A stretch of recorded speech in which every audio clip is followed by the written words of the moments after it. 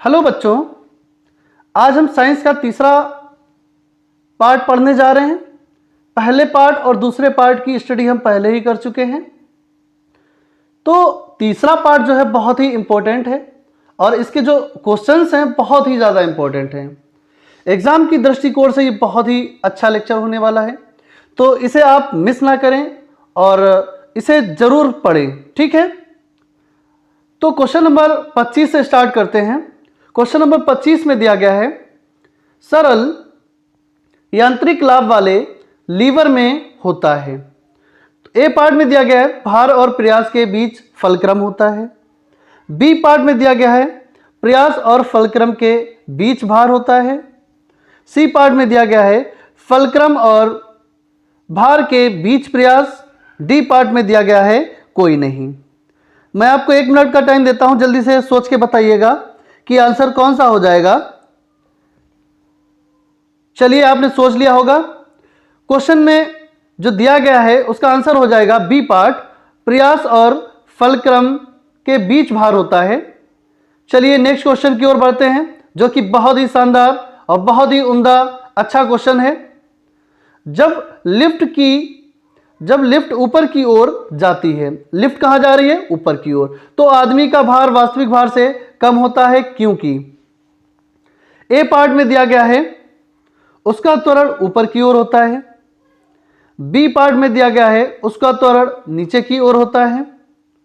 C part में दिया गया है उसकी चाल ऊपर की ओर समरूप होती है और डी पार्ट में दिया गया है उसकी चाल नीचे की ओर समरूप होती है।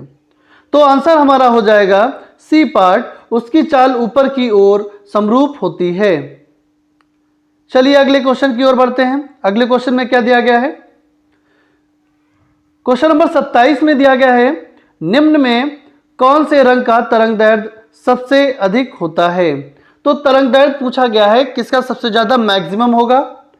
ए पार्ट में दिया गया है लाल, बी पार्ट में दिया गया है बैंगनी, सी पार्ट में दिया गया है पीला और डी पार्ट में दिया गया है हरा। अगर तरंगदैर्घ्य की बात की जाए सबसे अधिक, तो लाल रंग का तरंगदैर्घ्य होता है, ठीक है। आंसर हमारा हो जाएगा ए पार्ट। अगर तुमसे यहीं पर अपवर्तनांक के बारे में पूछा जाता कि अपवर्तनांक किसका सबसे ज्यादा होगा, तो आप बताते बैंगनी रंग का अपवर्तनांक सबसे ज्यादा होता है। चलिए अगले क्वेश्चन की ओर बढ़ते हैं। क्वेश्चन नंबर 28, ये कई बार रेलवे के एग्जाम में पूछा गया है। क्वेश्चन नंबर 28 में लिखा है, एक माइक्रोन किसके बराबर होता है? तो एक माइक्रोन 10 टू द पावर -6 के बराबर होता है। इतना तो आपको पहले से पता होगा कि एक माइक्रोन 10 टू द पावर -6 के बराबर होता है। जब 10 टू द पावर -6 को मिलीमीटर में बदलोगे तो 10 टू द पावर 3 से मल्टीप्लाई करोगे तो ये बचेगा 10 टू द पावर -3। तो 10 टू द पावर माइनस जब 3 बचेगा तो 10 टू द पावर -3 जब पावर नीचे लेके आओगे तो बन जाएगा 1/10 टू द पावर 3, मतलब 1/1000। और 1/1000 अगर 1 में 1000 का भाग देंगे तो कौन सा आंसर हो जाएगा? चलिए देखते हैं। आंसर हो जाएगा 1/1000 करोगे तो 3 0 वाला हो जाएगा, मतलब ये आंसर हो जाएगा मेरा डी पार्ट, 0.001 मिमी हो जाएगा, ठीक है। चलिए अगले क्वेश्चन की ओर बढ़ते हैं। अगले क्वेश्चन में दिया गया है, सभी गैस शून्य आयतन प्राप्त करते हैं जब तापक्रम घटाया जाता है। तो ए पार्ट में दिया गया है 273 डिग्री सेल्सियस, बी पार्ट में दिया गया है 27.3 डिग्री सेल्सियस, सी पार्ट में दिया गया है -273 डिग्री सेल्सियस और डी पार्ट में दिया गया है 0 डिग्री सेल्सियस। तो आंसर हमारा हो जाएगा सी पार्ट। अगले क्वेश्चन की ओर बढ़ते हैं। क्वेश्चन नंबर 30 की तरफ बढ़ते हैं। क्वेश्चन नंबर 30 में दिया गया है, एसिड अम्ल बदलता है। एसिड इंग्लिश में बोलते हैं और अम्ल हिंदी में बोलते हैं। तो एसिड बदलता है, ए पार्ट में दिया गया है नीले लिटमस को लाल में बदलता है, बी पार्ट में दिया गया है लाल लिटमस को नीले में बदलता है, सी पार्ट में दिया गया है लिटमस का रंग नहीं बदलता और डी पार्ट में दिया गया कोई नहीं। जो एसिड होता है वो नीले रंग को लाल में बदल देता है। एसिड नीले रंग को लाल में बदल देता है। कौन सा आंसर हो जाएगा? ए पार्ट हो जाएगा, नीले लिटमस को लाल में बदलता है, ठीक है। चलिए अगले क्वेश्चन नंबर 31 की ओर बढ़ते हैं।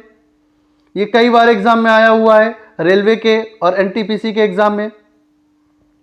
क्वेश्चन नंबर 31 में दिया गया है, चीनी के घोल में तापक्रम बढ़ाने पर चीनी की विलेयता। भाई चीनी है, उसे अगर हम टेम्परेचर बढ़ा रहे हैं तो चीनी की विलेयता क्या करेगी। पहला दिया गया है ए पार्ट में घटती है, बी पार्ट में दिया गया है बढ़ती है, सी पार्ट में दिया गया है समान रहती है और डी पार्ट में दिया गया है कोई नहीं। तो जब चीनी के घोल के टेम्परेचर बढ़ाएंगे तो उसकी जो विलेयता होगी बढ़ जाएगी। ठीक है, बहुत ही शानदार और अच्छा क्वेश्चन था। क्वेश्चन नंबर 32 की ओर बढ़ते हैं। क्वेश्चन नंबर 32 में दिया गया है, कार्बन का शुद्धतम रूप कौन सा है। अब कार्बन का शुद्धतम रूप आपको बताना है। ए पार्ट में दिया गया है कोक, बी पार्ट में दिया गया है कास्ट कोयला, सी पार्ट में दिया गया है कोयला और डी पार्ट में दिया गया है हीरा।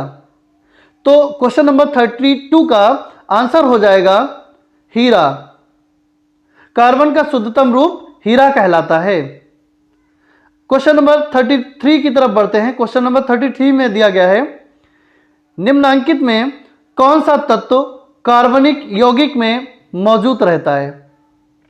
तो आपको पता होगा कार्बनिक यौगिक में कौन सा पदार्थ रहता है या फिर कौन सा तत्व रहता है। सबसे पहले देख लेते हैं। ए पार्ट में दिया गया है कार्बन, बी पार्ट में दिया गया है नाइट्रोजन, सी पार्ट में दिया गया है सल्फर और डी पार्ट में दिया गया है फास्फोरस। तो आपको हम बता देना चाहते हैं जो कार्बनिक यौगिक होते हैं उनमें कार्बन ही मौजूद रहता है। तो आंसर हमारा हो जाएगा ए पार्ट। ठीक है, क्वेश्चन नंबर 34 की ओर बढ़ते हैं। क्वेश्चन नंबर 34 में दिया गया है, कौन सी गैस का आवरण सूर्य से निकलने वाली पराबैंगनी विकिरण को अवशोषित करता है।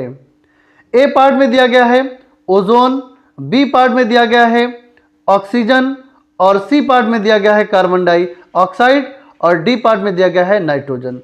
तो आपको हम बता देना चाहते हैं कि आंसर हमारा हो जाएगा ए पार्ट। पराबैंगनी विकिरण को अवशोषित ओजोन लेयर करती है। ठीक है, चलिए अगले क्वेश्चन की ओर बढ़ते हैं। क्वेश्चन नंबर 35 में दिया गया है, मायोपिक आंख किसके प्रयोग द्वारा ठीक की जा सकती है। ए पार्ट में दिया गया है अवतल लेंस, बी पार्ट में दिया गया है उत्तल लेंस, सी पार्ट में दिया गया है समतल दर्पण और डी पार्ट में दिया गया है अवतल दर्पण। तो आंसर हमारा हो जाएगा मायोपिक आंख के लिए अगर हमें उसे ठीक करना है तो आंसर मेरा हो जाएगा अवतल लेंस। आंसर ए पार्ट हो जाएगा।